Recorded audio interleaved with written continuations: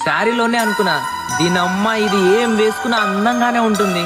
ఆ బ్రహ్మే నిన్ను చేయడానికే తన ఆస్తి మొత్తాన్నే ఖర్చు పెట్టుంటాడే. అందాల నీ కంటి కాటుకతో రాసి ఉంటాడే నా నుదుటి రాతలనే. శారీలోనే అనుకున్నా దీనమ్మ ఇది ఏం వేసుకున్నా అందంగానే ఉంటుంది. ఆ బ్రహ్మ